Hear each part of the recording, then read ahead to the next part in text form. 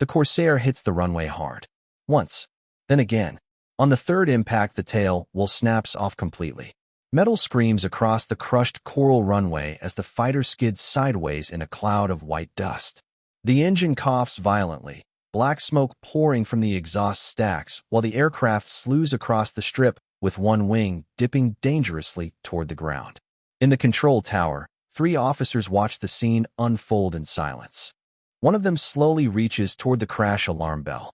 Then something unexpected happens. The fighter steadies. The slide slows. The Corsair rolls forward another few yards before finally shuddering to a stop. The propeller spins for a moment longer, windmilling down until the blades hang motionless in the humid Pacific air. The canopy opens. The pilot climbs out, glances briefly at the shattered tail wheel, and walks calmly toward the ready tent without looking back. He is 21 years old. He has been stationed on Guadalcanal for 9 days.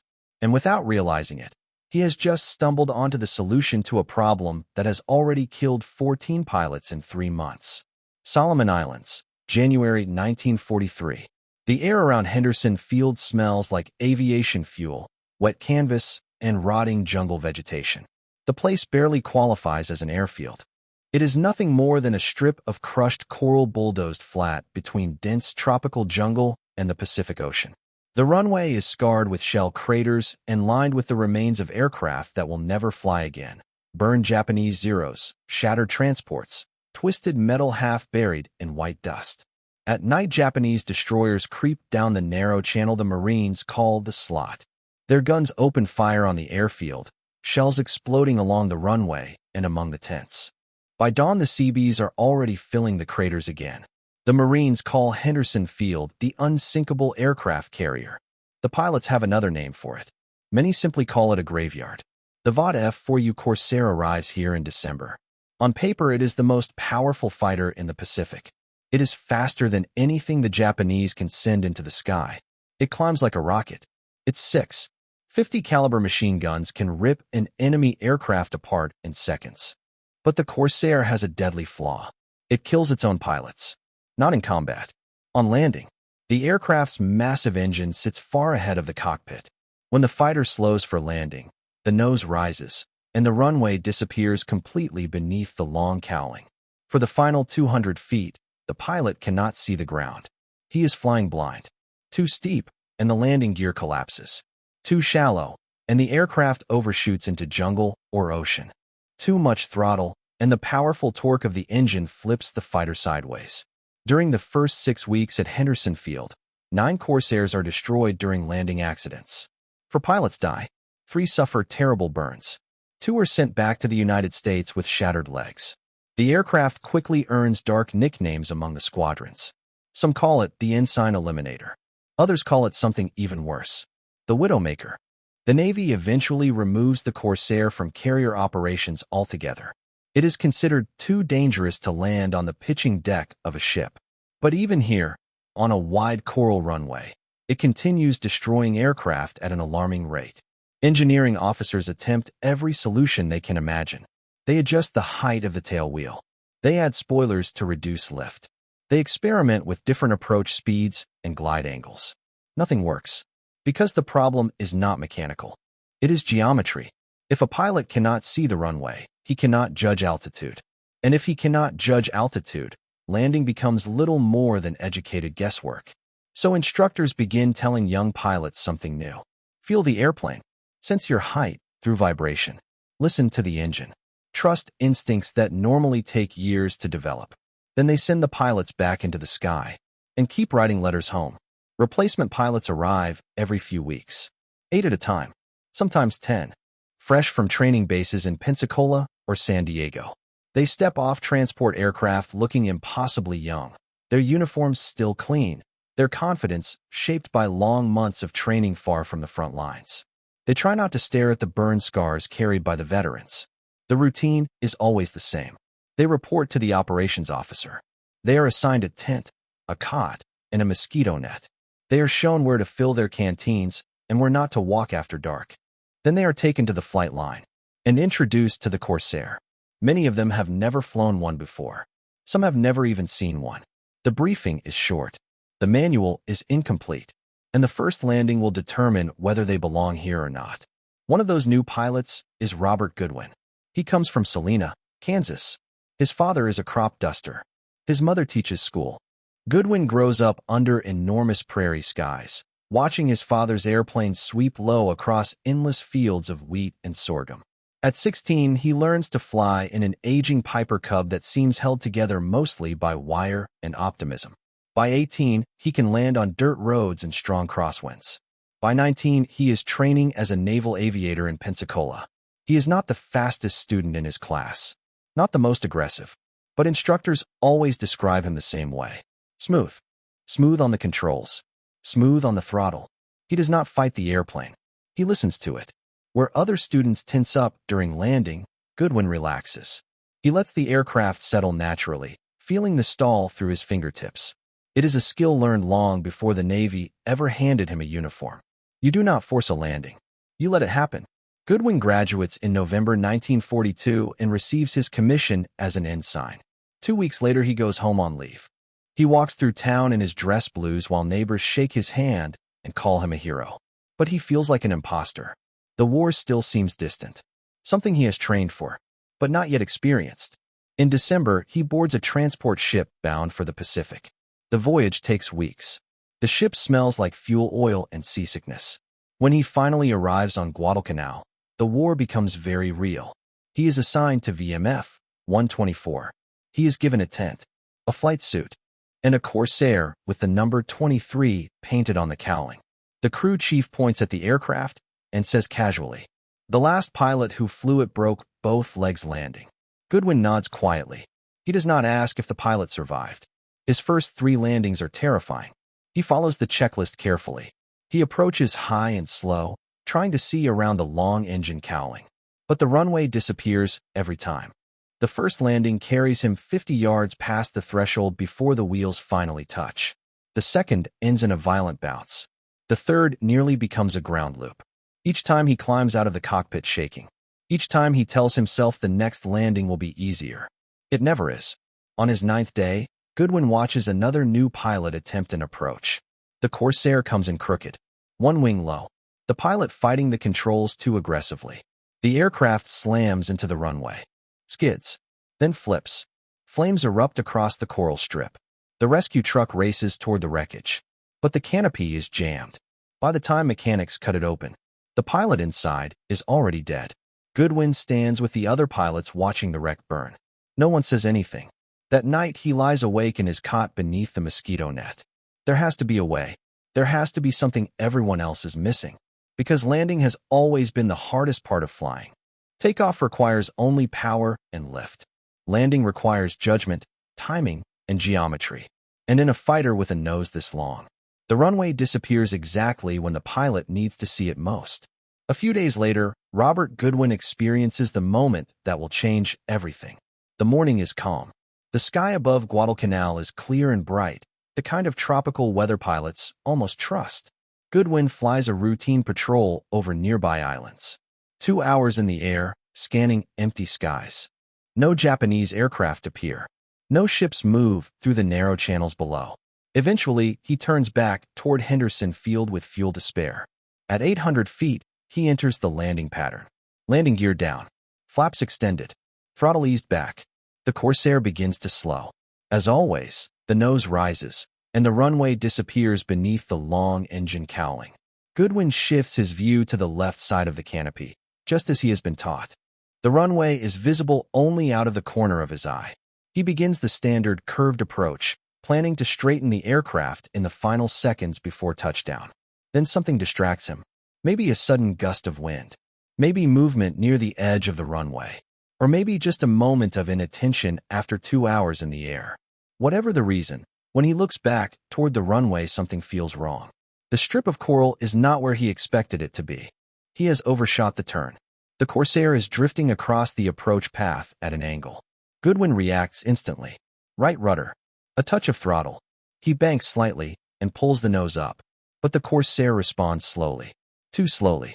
He is already too low and too slow. The control stick begins to vibrate. The stall warning shudders through his hands. Goodwin pushes the throttle forward. The massive Pratt & Whitney, or 2800 engine roars to life. The nose dips, but the runway is rushing toward him. He is still not aligned, still unstable. The correct move would be to abort the landing and climb away. But instinct takes over. The ground is rising too quickly. Goodwin pulls back on the stick and flares hard, trying to cushion the impact. The Corsair strikes the runway at nearly 30 degrees off the center line. The right wheel touches first. The aircraft bounces violently. The fuselage yaws left. Then both wheels slam down again. The tail snaps upward. The tail wheel shatters. Metal screams across the coral surface as the fighter skids sideways in a spray of dust and burning rubber. Finally, the aircraft grinds to a halt. The engine coughs once, then dies. For several seconds, Goodwin simply sits in the cockpit. His heart is hammering. His hands are still locked around the controls.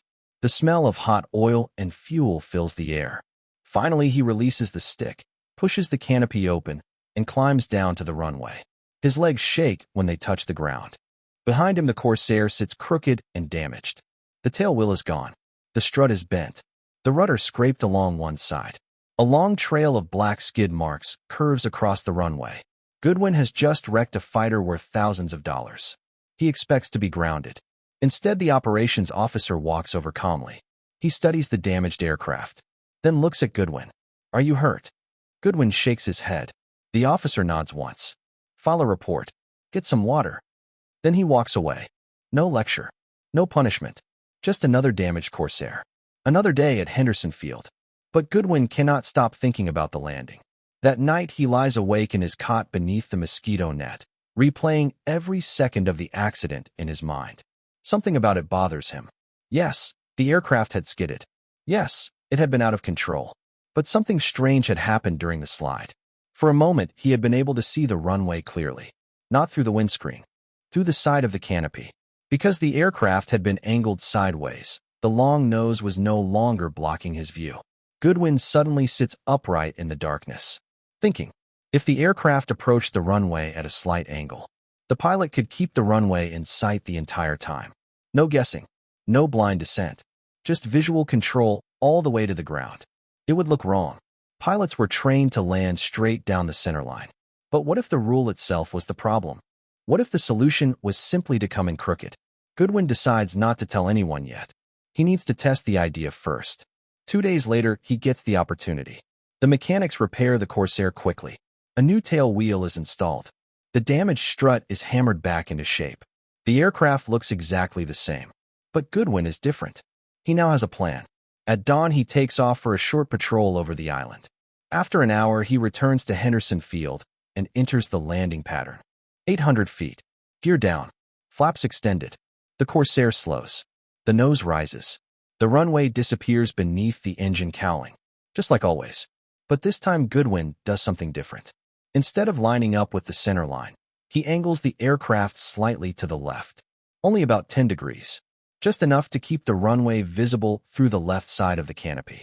For the first time since arriving on Guadalcanal, he can see the ground all the way down. He watches the runway threshold, the coral strip, the white marker stones along the edges. He knows exactly where he is, exactly how high, exactly how fast. At 50 feet, he begins the flare. The Corsair settles gently. At 10 feet, he nudges the stick to the right, straightening the aircraft just before touchdown. The left will touches first, then the right. The tail settles smoothly. No bounce, no skid, just a clean landing. Goodwin taxis back to the apron and shuts down the engine. For a moment, he sits quietly in the cockpit. It worked. Goodwin tries the landing again on his next flight, and the one after that.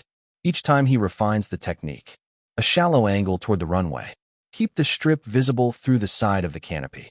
Straighten the aircraft just before the wheels touch. The idea feels strange at first.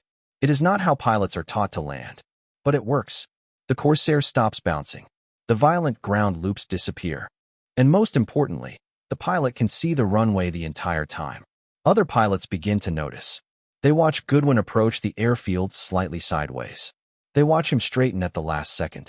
They watch the fighter roll smoothly to a stop. Some believe it is luck. Others think he is being reckless. But one veteran pilot decides to ask. Lieutenant Harold Carter has flown more than 40 combat missions. He walks over to Goodwin one afternoon and points toward the runway. "What the hell are you doing out there?" Goodwin explains. "The geometry, the sightlines, the idea of keeping the runway visible all the way down." Carter listens carefully. Then he tries it himself. His first landing is rough. The aircraft nearly spins off the runway. But the second attempt is better. By the third attempt, the Corsair touches down smoothly. Within days, Carter is landing that way every time. And he has not bounced once. Word spreads quickly across Henderson Field. Another pilot tries the angled approach. Then another. Soon several Corsairs are landing the same way, angled slightly sideways until the final seconds before touchdown. From the tower, the operations officer begins watching closely through binoculars. One afternoon, 3 Corsairs approach the runway in sequence. All crooked, all smooth, all safe. He sends for Goodwin. The young pilot walks into the tower expecting trouble. Instead, the officer says something very different. "Show me." Goodwin climbs back into his Corsair, takes off, flies a single circuit, and lands exactly the way he has been doing all week. The officer watches through binoculars. When Goodwin climbs out of the cockpit, the officer nods slowly. "Teach the rest of the squadron." By the end of February, every pilot in VMF 124 is using the angled landing approach. Some call it a modified side slip. Others call it simply the crooked landing. But most of them start calling it something else. The Goodwin approach. It is not elegant. It is not in the manual. But it works. The accident numbers tell the story. In January 1943, Henderson Field loses 9 Corsairs to landing accidents. In February, after the new technique spreads, the number drops to 4. In March, only 2. Within a few months, the landing accident rate among Marine Corsair squadrons in the Solomon Islands falls by more than 60%. The aircraft is still difficult to land. The long nose still blocks the forward view. But pilots are no longer flying blind. Other squadrons soon hear about the new approach. Observers visit Henderson Field to watch the landings. They carry the technique back to their own units. By the spring of 1943, it is being used at airfields across the Pacific. By summer, it reaches training bases at Espiritu Santo. And eventually, instructors begin quietly teaching it to new pilots back in the United States. Not because it appears in the official manuals, but because it keeps men alive. Meanwhile, the Corsair proves itself in combat. The aircraft becomes one of the most successful fighters of World War II. Corsair pilots achieve an astonishing 11-to-1 kill ratio against Japanese aircraft. They fly escort missions, ground attacks, close air support for Marines fighting through the islands of the Pacific. Later, the aircraft will fight over Iwo Jima, Okinawa, and the Philippines. More than 12,000 Corsairs are eventually built, and every single one of them remains difficult to land. But by 1944, every pilot knows the trick. Approach slightly crooked. Keep the runway in sight. Straighten the aircraft just before touchdown. It is not pretty, but it works. After the war, engineers finally solved the problem properly. They redesigned fighter cockpits. They raised the pilot's seat. They shortened the nose. They improved forward visibility. The Corsair's successor, the F-8F Bearcat, features a bubble canopy that allows pilots to see clearly ahead during landing. Technology eventually fixes what improvisation once solved. But during the war, for several critical years, the solution came from something far simpler. One accident, one pilot, one new way of looking at an old problem. Robert Goodwin leaves the Marine Corps in 1945. He returns home to Kansas.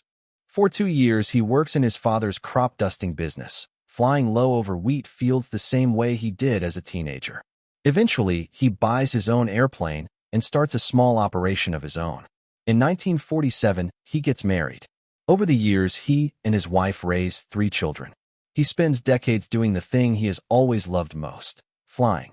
Not fighters now, just quiet passes over farmland beneath wide prairie skies. He flies until the age of 68, then sells the business and retires.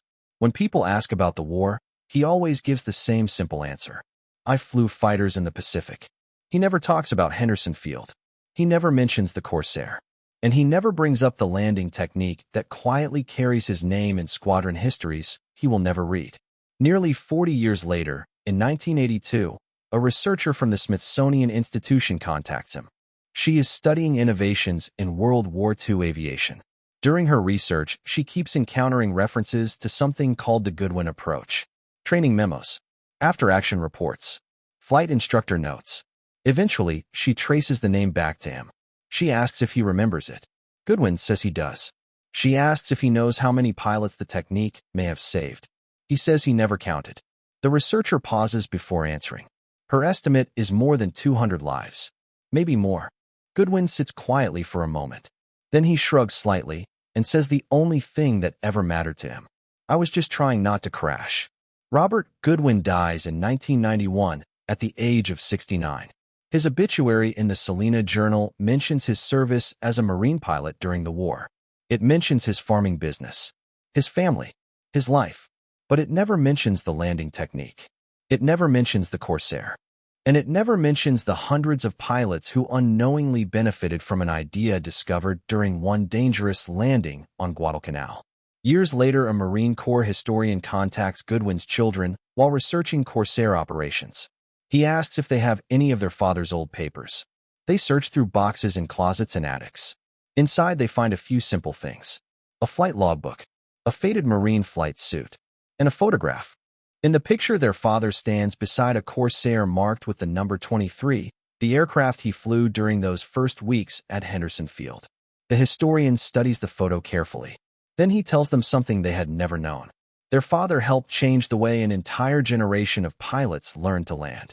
They ask the obvious question: why did no one ever tell him? The historian can only shrug. Maybe no one thought to. But the story survives anyway. It lives quietly in places most people never see. In squadron-ready rooms, in flight schools, in aviation museums where old pilots stand beside restored aircraft and remember. Because sometimes the difference between life and death is not bravery, not skill, but simply the willingness to look at a problem from a different angle. The Corsair was one of the most beautiful fighters ever built. Fast, powerful, deadly.